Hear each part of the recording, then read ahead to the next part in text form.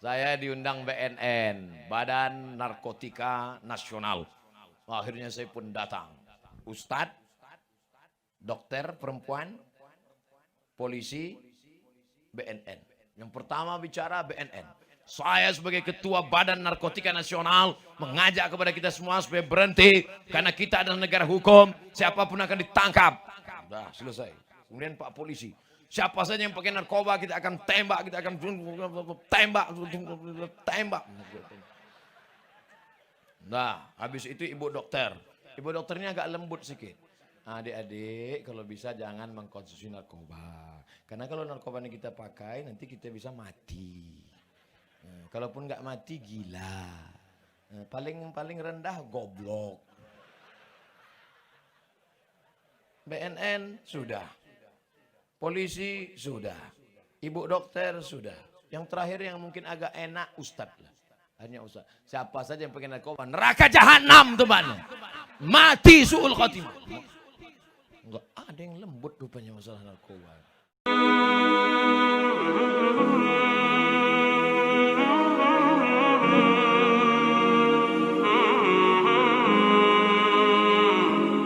Masya Allah. Malam ini saya dikawal oleh anak-anak muda. Front Pembela Islam. Bangga apa tak bangga? Bangga. Pak polisi ada. Tentara ada. FPI ada. Intel pasti ada. Mereka bertugas untuk menjaga keselamatan negara. Makanya saya selalu kalau ceramah itu saya sebutkan.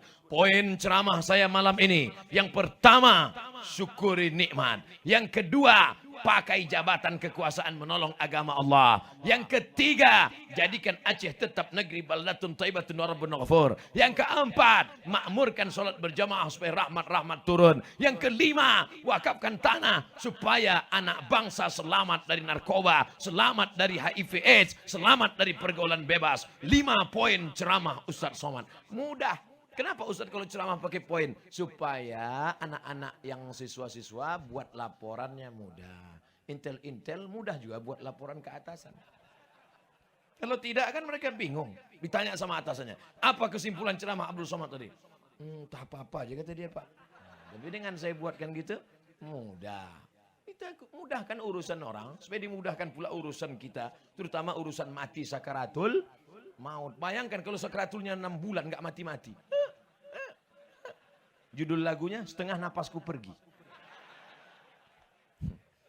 Siapakah itu orang yang sakratul maut 6 bulan tak mati-mati? Namanya Mustafa Kemal Atatürk. Siapa dia? Kuburnya di Ankara, Turki. Ketika jamaah mau pergi ke Ankara mau tanya, Ustadz Somad, kami mau pergi ke Turki, Ustadz titip apa? Mau titip sorban besar? Jangan, hidung saya pesek. Ustadz mau titip jubah besar? Jangan, saya ceramah kemana-mana pakai celana, malamnya aja pakai kain sarung. Hati saya agak cemas sedikit, angin kencang tadi. Ustadz mau titip apa? Kami mau ke Ankara, Turki. Tolong sampai kau di Ankara, kau cari makam kuburan Mustafa Kemal Atatürk. Habis itu kau foto. Karena kawanku waktu di Mesir kuliah dulu dari Turki cerita. Katanya Mustafa Kemal Atatürk sakratulnya 6 bulan tak mati-mati. Ketika ditanam di dalam tanah, melompat jenazahnya naik ke atas tanah. Ditanam ke dalam tanah, tak diterima tanah. Akhirnya disemen di atas tanah. Dipoto makamnya, dikirimkan ke nomor WhatsApp saya tengok. Memang betul Ustadz, kuburnya di atas tanah, gara-gara tak diterima tanah. Gara-gara apa? Karena punya kekuasaan, tapi justru dipakai untuk menghancurkan agama Allah Subhanahu wa ta'ala. Tarekat-tarekat dibubarkannya. Masjid dirobahnya jadi museum. Azan tidak boleh pakai bahasa Arab. La haula wala quwata illa billah. Mana dia sekarang? Mati. Fir'aun mampus. Ustaz, janganlah kasar-kasar kali. Saudaraku yang dimuliakan Allah.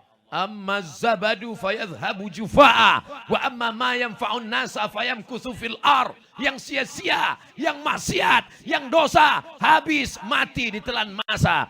Tapi yang bermanfaat kekal abadi sampai hari ini. Mana orang Aceh yang kaya-kaya? Mana orang Aceh yang punya kuasa? Mana orang Aceh yang dulu hebat-hebat? Mana orang Aceh yang emasnya banyak? Hilang ditelan zaman dan masa. Yang kekal abadi mana? Tengku Umar, Cik Ditiro, Cut Nyadin, Syekh Abdul Rauf As-Singkili, Sultan Iskandar Muda, yang dikenang sepanjang zaman adalah orang-orang yang pernah beramal soleh. Mereka tidak pernah takut pada kehidupan. Tengku Umar, bagi Tengku Umar hidup ini sepele saja. Apa kata dia? Kalau aku mati, berarti aku mati syahid. Kalau aku besok pagi hidup, aku akan minum kopi. Hidup ini bagi mereka tidak terlalu besar. Mereka tidak takut dengan kehidupan. Kalau hidup besok pagi, minum kopi. Saya sudah 2 hari di Aceh, belum minum kopi. Kalau saya mati, matinya mati syahid. Alhamdulillah, dia mendapatkan itu. Mati sebagai seorang syahid. Apa kata Allah? Wala taqulu liman yuqtalu fi sabilillahi amwat. Jangan kau katakan Tengku Umar itu mati. Jangan kau katakan Panglima Polem itu mati. Jangan kau katakan Cut Nyadin itu mati. Jangan kau katakan Cut Mutia itu mati. Mereka tidak mati. Allah mengatakan bal ahya. Mereka hidup.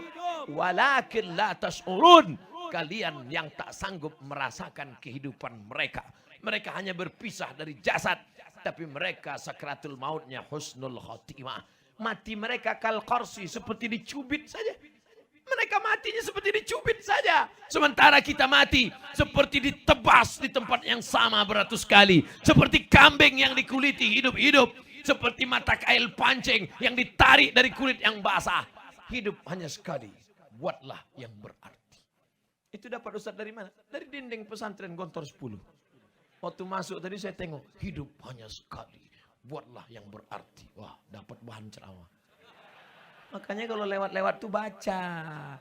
Baca guys. Saudara yang dimuliakan Allah Subhanahu wa taala. Mana yang punya harta? Mana yang punya kebun yang luas? Hilang. Mana yang punya seragam-seragam bangga? Mana yang punya bintang-bintang? Hilang. Semua hanya sebagai foto kenangan semata. Tapi yang kekal abadi, anakmu di tengah malam berdoa bertahajud. Rabbil firli wali walidayya warhamhuma kama rabbayani saghira. Itulah yang menerangkan kuburmu, Bu. Itulah yang membuat kuburmu lapang, Pak.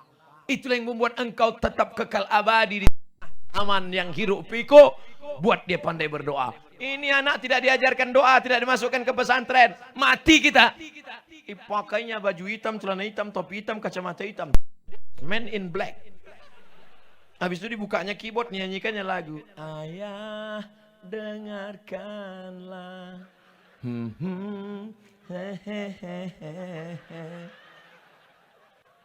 Itu untuk kalau ayahnya mati. Kalau maknya mati pakai lagu juga. Mama. Saya kadang nggak mau aja nyanyi ini. Kalau saya keluarkan album menganggur artis-artis itu. Saudara yang dimuliakan Allah Subhanahu wa taala, siapkah mewakafkan tanah untuk Islamic Center dan pondok pesantren? Yang bilang siap yang punya tanah aja. Siapkah kemasukan anaknya ke pondok pesantren sehingga menjadi anak yang soleh dan solihah? Mudah-mudahan anak kita selamat dari narkoba. Kalau tetap juga menjual kepalanya ditembak. Saya ngutip pendapat dari Walid Husni Abdul Wahab aja. Saudara yang dimuliakan Allah Subhanahu wa taala. Saya ceramah di Kemenhukham, Kementerian Hukum dan HAM tingkat provinsi. Kanwil. Sebelum ceramah Ustadz, kita ketemu Pak Kanwil dulu. Iyalah. Minum teh, makan, cerita-cerita. Apa kata Pak Kanwil Kemenhukham? Kementerian Hukum dan HAM tingkat provinsi. Nama provinsi tak boleh disebut, menjaga kode etik jurnalistik. Ustadz Somad, iya Pak Kanwil. Menurut saya, pengedar narkoba, pecandu itu tidak boleh dimasukkan ke penjara. Kenapa Pak Kanwil? Karena menghabiskan anggaran negara saja. Berapa gaji sipirnya? Berapa untuk makannya? Berapa untuk minumnya? Oh, jadi kalau gitu gimana Pak Kanwil? Ditembak aja Ustaz. Seram Pak Kanwil. Dibisikkan sama saya, sama yang ngundang saya. Ustadz Somad, Pak Kanwil kita Kristen. Non-Muslim dengan kita sama-sama memusuhi narkoba. Beda agama, tapi musuh kita satu. Musuh kita sama. Kalau anak-anak muda hari ini kena narkoba, jangan heran kalau negeri ini nanti akan dikuasai oleh narkoba, oleh pecandu, oleh pengedar, karena dia punya uang. Dalam dunia politik, one man, one vote. Satu orang, satu suara. Kalau mau jadi kepala desa dipilih 5.000 suara, maka akhirnya pecandu narkoba bisa bayar. Pilih saya, pilih saya, pilih saya, pilih saya, pilih saya. Maka naik pecandu. Anggota dewan pun pengedar dan pecandu. Dia pimpin sidang. Untuk masjid dan pesantren, nggak usah kita kasih apa-apa. Setuju? Pecandu semua. Yang baik cuma satu. Anggota dewan 50, 49 semuanya pengedar, pecandu, pemakai, pengedar, pecandu, pemakai. Pas di sidang, setujukah masjid dan pesantren gak dapat apa-apa? Kata yang satu, tidak setuju. Kata yang 49, setuju. Kira-kira apa yang terjadi? Apa yang hari ini disampaikan di atas mimbar pentas ini bisa terjadi dimanapun berada. Kalau tidak kita selamatkan dari sekarang. Ibu, panggil anak ibu. Hai anakku, sini. Tentu bahasa ibu lembut. Itu kalau bahasa saya. Kalau ibu kan, nak, sini ya nak. Jangan kau pakai narkoba.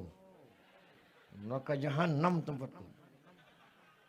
Mungkin ceramah Ustadz nggak masuk ke telinganya. Tapi kalau ibu yang ngomong, seorang pecandu narkoba dimasukkan ke sekolah rehabilitasi tidak selesai. Dinasehati Ustadz tidak selesai.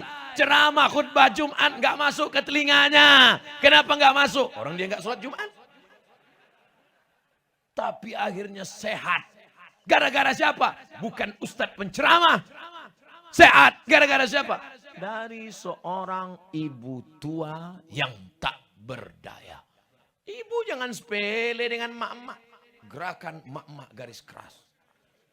Gimana seorang ibu bisa membuat anaknya berhenti menjadi pecandu, pemakai, pengedar narkoba?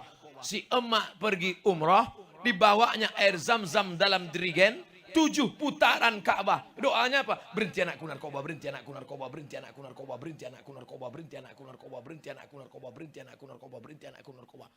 Habis itu dibawanya pulang, dipanggilnya anaknya. Sini kau sebentar. Ini air zam-zam 1 dirigen, sudah kubawa 7 kali putaran, doanya cuma 1. Berhenti anakku narkoba, berhenti anakku narkoba.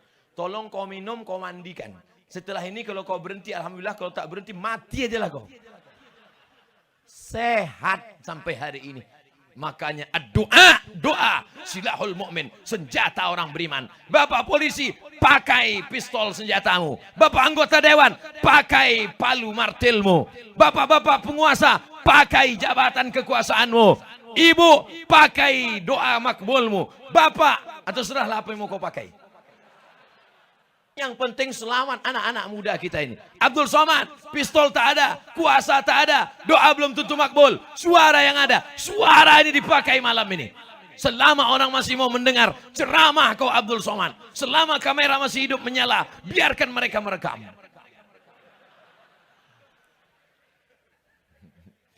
Masya Allah, tabarakallah. Kok semangat kali Ustadz malam ini? Gak tahu saya. Karena ada doa orang-orang soleh dari belakang. Jadi mereka di belakang nih. Pernah tak Bapak Ibu melihat gambar seekor kucing kurus melihat gambarnya seperti singa di depan? Nah, begitulah saya sekarang. Wayangan saya singa dengan gagah perkasa. Karena ada walid, ada ulama, ada kiai, ada tengku di belakang. Mereka berkata, Abdul Somad, maju kau ke depan. Kami mendoakan dari belakang. Kalau mereka membuli, membunuh kau, kami doakan dari belakang. Saya diundang BNN, Badan Narkotika Nasional. Akhirnya saya pun datang. Ustadz, dokter perempuan, polisi, BNN. Yang pertama bicara BNN. Saya sebagai ketua Badan Narkotika Nasional mengajak kepada kita semua supaya berhenti. Karena kita adalah negara hukum, siapapun akan ditangkap. Sudah selesai. Kemudian Pak Polisi, Siapa saja yang pakai narkoba kita akan tembak, kita akan tembak. Nah, habis itu ibu dokter. Ibu dokternya agak lembut sedikit. Adik-adik kalau bisa jangan mengkonsumsi narkoba. Karena kalau narkoba ini kita pakai nanti kita bisa mati. Kalaupun nggak mati gila. Paling rendah goblok. BNN sudah. Polisi sudah. Ibu dokter sudah. Yang terakhir yang mungkin agak enak ustadz lah. Hanya ustadz. Siapa saja yang pakai narkoba neraka jahanam teman. Mati su'ul khotimah. Enggak ada yang lembut rupanya masalah narkoba. Pas turun saya ke bawah dikawal sama Pak polisi. Sampai ke tempat parkir. Saya bilang, Pak, ngapain kawal saya? Saya biasa bawa mobil sendiri, nyetir sendiri. Pak Ustadz, itu ceramah Ustadz tadi keras. Kalau ditembak mereka dari belakang. Iya juga. Masya Allah, tabarakallah. Tapi yang namanya hidup ini, berapa kali kita diancam, diponis orang mati. Nggak mati-mati. Jangan takut. Berapa kali dokter mengatakan, Bapak, kalau nggak dibedah, kalau nggak pasang cincin, kalau nggak makan ini, mati. Dokternya mati duluan. Ajal di tangan kuasa Allah. Innama amruhu idza arada syai'an ayakula lahu kun